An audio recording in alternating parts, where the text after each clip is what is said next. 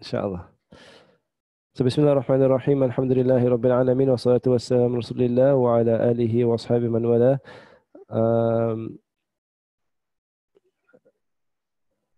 In our last Naseehah, and I'm not sure if some of the other classes managed to watch it, but we'll send it to you, inshallah. In the last Naseehah, I was speaking about the fact that many of us during lockdown are spending more time with our children than we used to. So one of the things about the modern parent is that a lot of our parenting is now outsourced to schools and aftercare services and play groups and extramural activities. So in the normal course of life, we actually don't see our children that often. We see them maybe sometimes 2 hours, 3 hours a day. And now suddenly in lockdown, you with your child now 24 hours a day. And for many people, that's a new experience. And I wanted to just speak about that I spoke about it last week. And I think one of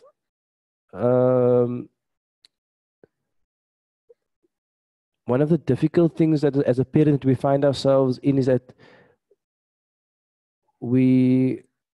it's tough to raise kids. Let me first just start there. It's a challenging job to raise children, especially in our current setup, our current world setup, because your children are with you possibly more than they should be. So for many of you who are older, much of your childhood was spent outside your house. You played in the road, you played with your friends and cousins, and you had a life outside the house. But now, because of all the fear and the crime and the breakdown in our social fabric, now all the kids are in the house, and there's a lot of difficulties and challenges with that that we have. And then part of our challenge along with that is that we're trying to raise and nurture and develop our children's character and develop their discipline. And we have a duty. And then when we're faced with a child's disobedience or a child being a child, children are childish. That's like part of who they are. They do the wrong things. They irritate you. They don't listen to you. Our parenting style cannot be one which is fear-based. So just a summary of last week's talk is that our parenting style cannot be one which is fear-based, which basically establishes a relationship between yourself and your child, a relationship of a climate of fear. So the child obeys you not because of any other reason, but because they feel that if they don't obey you, they're going to get a hiding, or they're going to be sent to their room, or they're going to get something removed from them. There's always a threat, or there's always some act of violence, or a threat of violence, or some threat that gets your child into line. So when we read the seerah of the Prophet ﷺ, in his interaction with children, even when the children misbehaved, even when the children were not obedient and not doing the right thing, his interaction ﷺ was never fear-based. It was never fear-based in his interaction. In fact, the hadith says the Prophet ﷺ never raised his hand to any child. This was the sunnah of the Prophet ﷺ. I'm not going to get into a discussion of whether a child can be hit or shouldn't be hit. I think we can all agree that if there is any physical punishment for a child, that should be only for the most severe circumstances. It cannot be a day-to-day or a normal form of discipline. So the challenge we have is that if we remove fear from our parenting style and we look into our discipline toolbox, then we almost struggle to find what else is there. Like, what else can I use in my discipline toolbox besides punishment or a threat of punishment or some fear-based solution? So either you're going to give your child a hiding, or you're going to say, I'm going to give you a hiding, or you're going to say, when your father comes home, you're going to get the hiding, or I'm going to take this thing away from you, or you can never have that thing again, or whatever the threat is. all of these, if they use constantly on a day-to-day basis, they basically create a climate of fear between the adult and between the child. So the first thing I want us to interrogate in our parenting style, and today is, mashallah, is Father's Day today. Good day to speak about parenting. In our parenting style, is to remove the notion that in order to discipline my child, I need to have a method of punishment and instilling fear. Because that's like a formula in many of our minds, that in order to discipline our child, I need to have fear. I need to have punishment. And this is how we instill discipline. That is not the default prophetic way. That's not the default prophetic way. In other words, that wasn't the nature of the Prophet ﷺ's default interaction with children. And so what do we actually have to provide the child? Is that we have to provide our children with a place of comfort and a place of safety and a place of love. So when you ask the child about their first reaction to you, or you ask them about their gut feeling towards you, their gut feeling towards you must be that my mommy and my daddy makes me feel loved. My mother and my father makes me feel safe. My mother and my father makes me feel protected. That is the feeling that we have to instill in our children. Because the home is that place of safety and refuge from the fear out there. The home cannot become the place of the fear inside, because then the child will seek refuge outside of the home. So this is the kind of the premise of the discussion. And what I want to discuss today is that there are many tools of discipline that don't require fear and don't require punishment, but achieve the same results. And this is like part of a long course, a 4 or 5 year course I attended last year called Discipline for Peace by a presenter called Karen Quayle, which I really benefited from the course, and I thought I'll just share one or two of the learnings from you. It's been a year later now, and we're still using many of this in my own parenting style, and it helped quite a bit. So the first thing is that, what are these tools of discipline? Because we all agree that you have to have discipline. You can't just have like, I love you and you do whatever you want and I accept it and that's fine. No, there is behavior. There are behaviors that are acceptable and unacceptable. There are etiquettes that children have to learn. There are ways of interacting that children have to learn. So what do we do?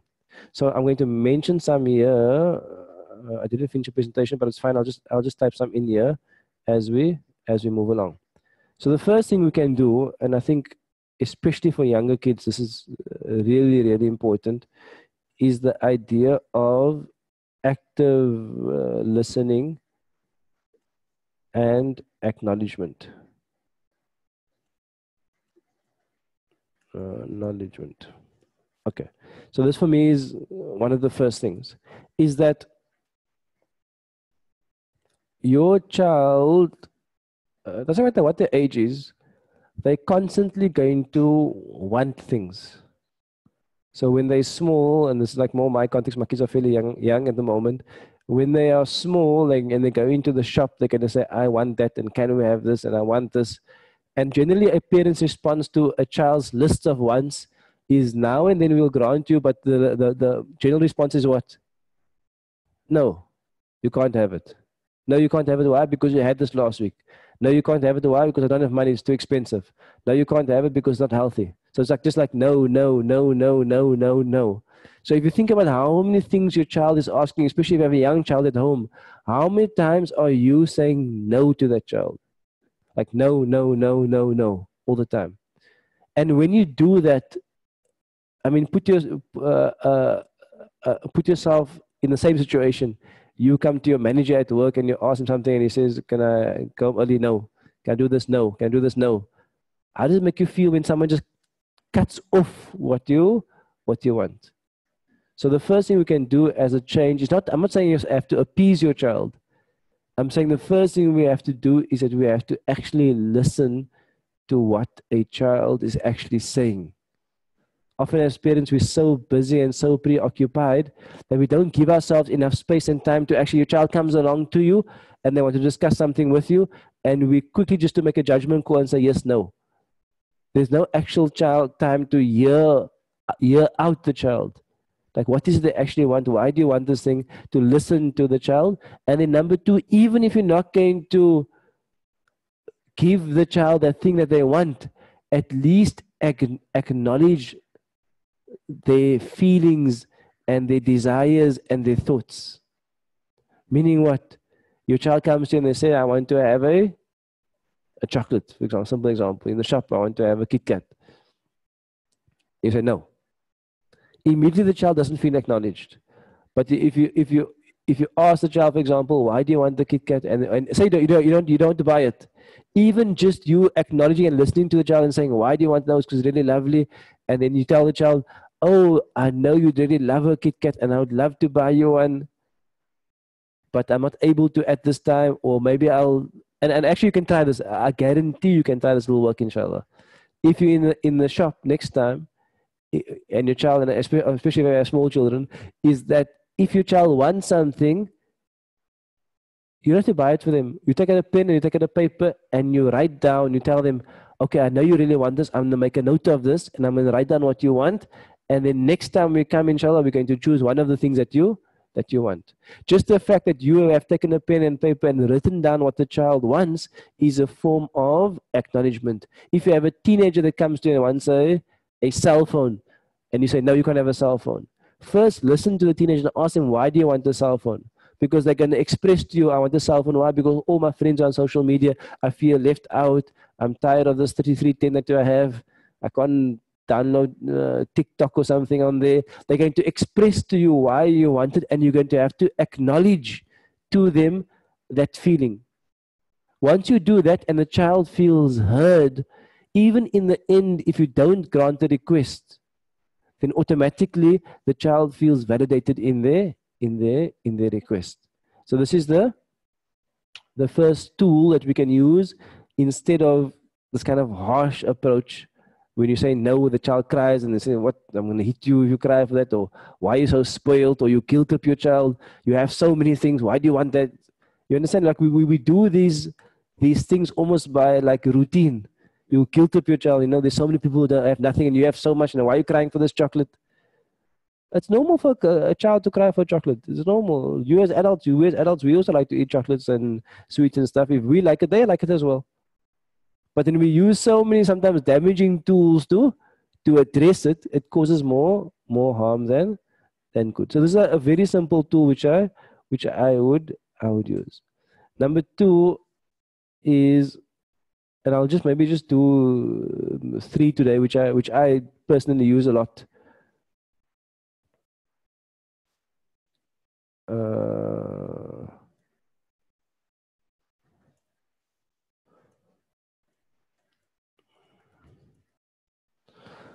Okay, number 2 is that it really helps you with discipline if you prepare your child for what is coming. Like, I'm sure you've all been in a situation where you went to visit someone, and while you're visiting someone, your child displays some weird behavior. I've been there before. My children have gone to visit someone, the children are like jumping on the couches of somebody else. And I'm like, how do you find, like, please get down off the couch, and you're trying to keep your calm, but you're getting like upset with the children or something. So sometimes, like, you have a small child and you take them to someone's house, or they have like terrible behavior, or maybe you have an older child. Then you take them to someone's house, and then the person asks you, how are you doing? And the person says, fine. They don't have that kind of etiquette with regard to how to deal with someone. So what helps a lot is that if you prepare your child for every event that is coming up.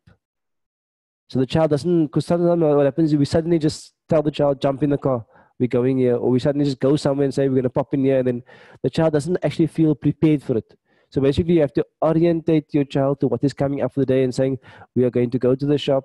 When we are going to the shop, you can choose one thing, or we are not going to buy any treats this time. We know you really want it, but next time we're going to buy it. Or you're going to tell your child, we're going to someone's house. These are the rules that comes with someone's house. Or you're going to tell your teenager, we're going to go to someone's house. I want you to look at each person when you greet them. I want you to say, fine, alhamdulillah. So you basically prepare the child for the eventuality. Because sometimes what happens is the child comes into the situation unprepared, then we expect a certain type of character and behavior, and then we don't get it from the child, and then we become upset with the child, and then that becomes into a negative cycle. So a much easier and better way is for us to prepare our children in terms of what is coming up. Whether they're old or whether they're young, just that mental preparation for them to mentally walk through it, and for us to prepare them for them how to react towards it. So that's going to help a lot, inshallah ta'ala.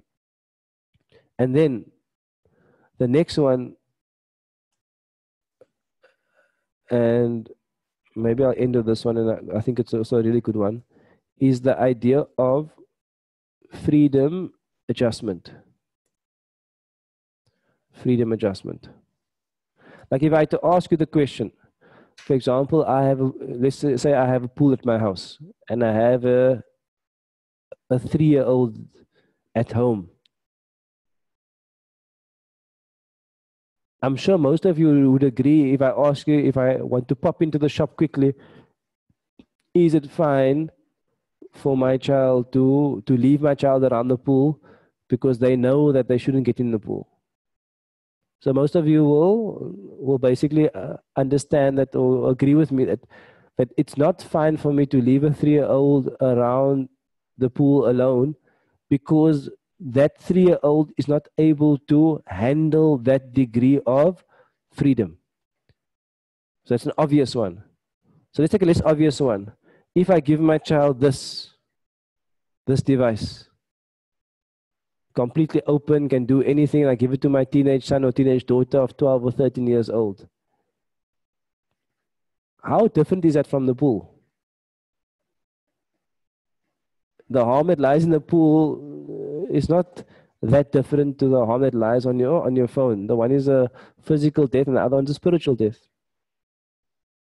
So in other words, this idea that a child can only handle a certain degree of freedom, and that degree of freedom is adjusted based on the child's ability to handle that degree of freedom. So that's the first thing you have to decide about your parenting, is what degree of freedom can my child handle? Can my child handle the freedom to be alone with his or her friends and go out to the mall in the weekend? Can my child handle the freedom to have this device? Can my child, if I have a young child, can they handle the freedom to have a big stick and play sword fights? We have to basically judge that freedom that the child is able to handle upfront. And then as the child is progressing, or as they are in different situations, I have to adjust the freedom. And I'll give you a simple example. Now you have 2 siblings. And 2 siblings they're playing sword fights with some wooden swords or something. And you can see things are getting a bit rough. So instead of like shouting at the child and whatever else, you can just tell the child simply that, saying that if the 2 of you are not able to manage, and I use this word often in my own parenting, if you're not able to manage to use the sword safely, I'm going to have to take it away. That's the first thing. So you're basically alerting the child that you have a degree of freedom, but if you can't manage a degree of freedom, I have to remove it from you. And then if your children now end up beating each other with a stick, you don't have to hit them. And so, sometimes we like to weird stuff with a parent, like the one brother hits the other brother with a stick. Then we take the stick and we hit the one that hit him. Why? Because we think that's going to be justice. You hit him and I'm going to hit you so you can feel how he hits with a stick. That's not really a good style of parenting. Always say, go to your room for like an hour, or we go wash the dishes or something. It's much better to try to address that problem, the solution within that problem. So again, it's not a punishment approach. It's generally then if the one child hits the other child, they start fighting with a stick, you can simply say that I can see that the 2 of you aren't able to manage with these swords. I'm going to take it away until you're able to manage. So a lot of the parenting language now is not a language of punishment and threatening. The language is a language of, are you able to manage? So even if you have a young child and you give them a phone, a device, you define what does good management of this device means. And if the child is not able to manage that freedom, you have to remove the freedom until they are managed. So you basically adjust the freedom depending on the situation. So, and sometimes that freedom can be a physical movement space. Sometimes that freedom can also be a device or an object. So that's another example of a discipline method. Instead of saying, I'm going to eat you, instead of saying time out, or instead of saying whatever you want to say, it's much better to think about what my child can manage and then navigate it through that space. For example, if the children are at the dining room table and making a noise, you can say, if you're not able to manage to sit here quietly or sit here without doing crazy stuff, you'll have to move there. So we move away from the language of threats and punishments. So that's a third one. Maybe I'll add a fourth one and I'll end with that. Actually, no, my time is up, but there are many of these tools. I mean, we did about 20 tools in the workshop, and there are many books written about discipline. Some we agree with and some we don't disagree with. What I wanted to highlight today, that us as parents, is fundamentally our parenting mustn't damage our children. Because sometimes you have a harsh form of parenting and it achieves the required results, but it causes long-term damage. It causes a long-term strain on the relationship. It causes the child to find safety somewhere else. It causes the child to find someone else to trust. It in the long run, it causes distance in the relationship. And it actually reduces your influence in the relationship, because if your influence is threat and fear, once threat and fear is gone and the child is outgrown it, what is really left? What is really left? And the Prophet ﷺ's parenting is and his interaction with children is from the basis of love. Even the Sahaba, from the basis of love, is that when someone loves you, they would hate to disappoint you. They would hate to displease you. So this is actually what we have to aim for our children. I know it's difficult. I know it's challenging, but we have to watch our language that we are using with our children every day and our interaction every day. Let's make it a language, this type of language, which is what I understand, I acknowledge. However, for this reason you can't, or maybe at another time you can, or I wish I could do this for you right now, but I really can't. There's a different type of language. Or a language of, we are going to do this. When you do this, these are the rules for this area, for this visit, for this shop, for this auntie we're going to visit. These are the rules. I'm preparing you now. Another one is going to be freedom adjustment. If you can't manage, and try to use this word in your vocab, if you can't manage this, I'm going to have to remove this from you, or I'm going to have to move you to another area, or something else like that. So there are many of these tools that we can use, and they make a big difference in our parenting style. And as I mentioned last week as well, the main thing is just to calm ourselves and not for our nafs to come out and to cause harm in the relationship. I make dua, Allah must really make us good parents and bless us to be able to nurture our children in a beautiful way, to instill within them good character and good behavior and iman and taqwa, and to make them healthy, wholesome human beings, and for us to have a loving relationship with them, inshaAllah ta'ala. Please have sabr during this time with your own children. Please display your best character, your most beautiful character with your own children. They are the ones who deserve your light, and they deserve your warmth, and they deserve your smile. They deserve your love. They deserve your attention. They deserve your conversation. They are those beings that actually need you. And don't forget that they need you not just to feed them and to discipline them. They need you to interact and to learn from you. But they can only learn from you if they feel safe with you, if they feel attached to you. So may Allah grant us to be these type of parents. Allahu Ameen. We will have a short break now for, let's make it just a 5-minute break, inshallah. So we'll resume